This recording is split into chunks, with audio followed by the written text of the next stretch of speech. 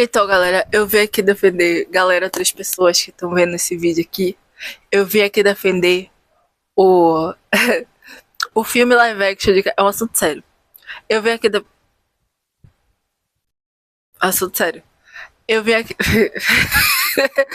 defender o filme Cavaleiros do Zodíaco Saint Seiya, o início dessa galera que fica falando que esse filme está no mesmo patamar do crime de Dragon Ball Evolution. Porque ficam dizendo por aí, né? Dizem por aí que esse filme é uma das piores adaptações de anime já produzida. E eu venho aqui humildemente dizer para vocês que isso não é verdade.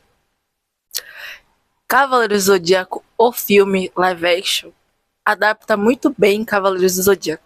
Só que ele não é um filme interessante de se assistir. É um filme ruim, né? É um filme ruim no sentido de que ele não é interessante. Ele nos conta uma história de um jeito muito esquisito, porque Cavaleiros do Zodíaco nos conta uma história esquisita. Uma história esquisita, desconjuntada, que nada parece no tom, né? Que nada parece estar no tom. Que Cavaleiros do Zodíaco é isso, cara. E aí, como fã, eu venho dar minha carteirada aqui e dizer que se esse filme não for uma boa adaptação de Cavaleiros do Zodíaco, nenhuma adaptação de Cavaleiros do Zodíaco é boa. Nem o anime que a gente assistiu. O primeiro anime que a gente assiste, né? O anime clássico de Cavaleiros do Zodíaco. Nem ele é uma boa adaptação de Cavaleiros do Zodíaco. Aí a gente tem que admitir isso. Entendeu? Porque no livrinho, por exemplo, no livrinho você tem um Shun que ele não é pacifista. O Shun do livrinho, ele bate na June. Ele dá um murrão na June. Ele é machista opressor.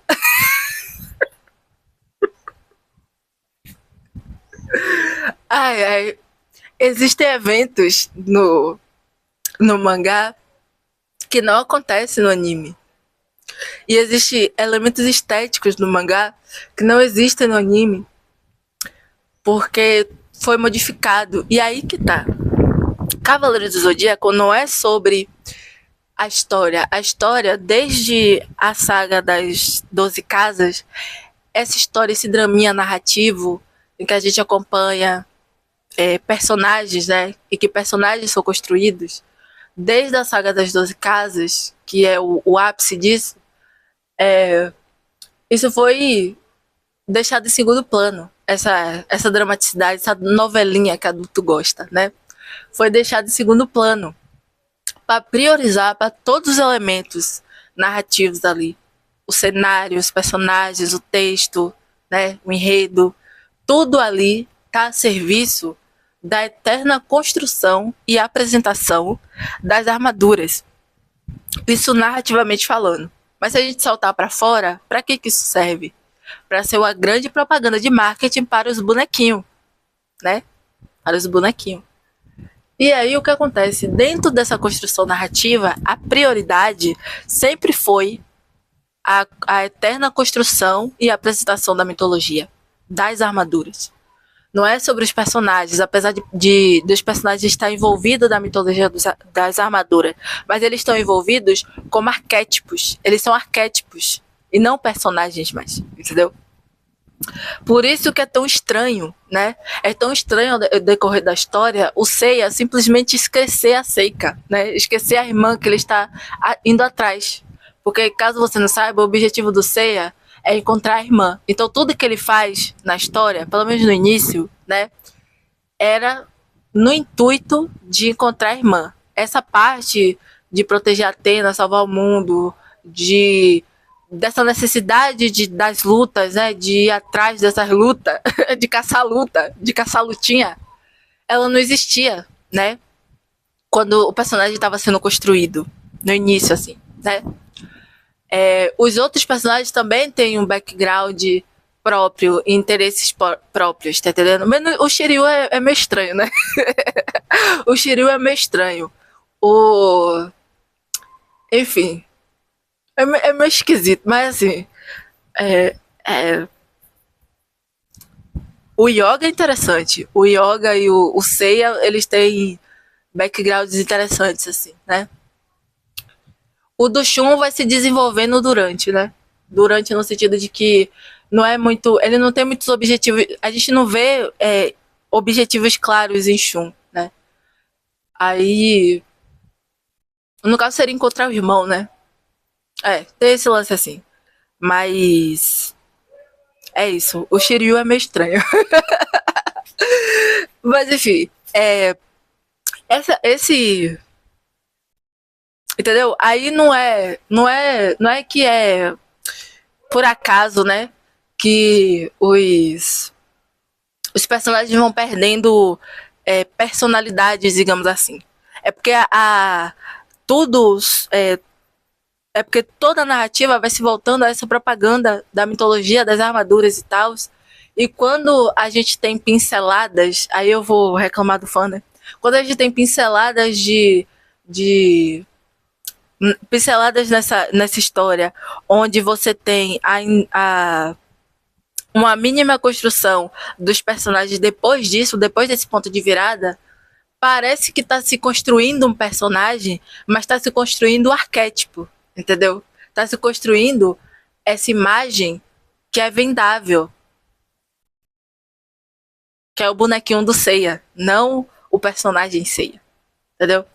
E aí, é basicamente isso. Resumindo aqui, para não ficar muito longo o babado aqui, Cavaleiro do Zodíaco é sobre toda a narrativa está se desenvolvendo, se voltando, né, para essa eterna apresentação da mitologia das armaduras. O filme é exatamente isso. Você tem um filme onde toda a narrativa se volta a essa a mitologia da armadura de Pégaso, que no final vai surgir daquele jeito caricato ali, que é o jeito caricato que Cavaleiro do Zodíaco né, e se desenvolve, só que aquele jeito caricato, ele tá muito esteticamente podado pelo suporte narrativo em que Cavaleiro do Zodíaco tá inserido, que é o suporte narrativo do filme de super-herói que se leva a sério.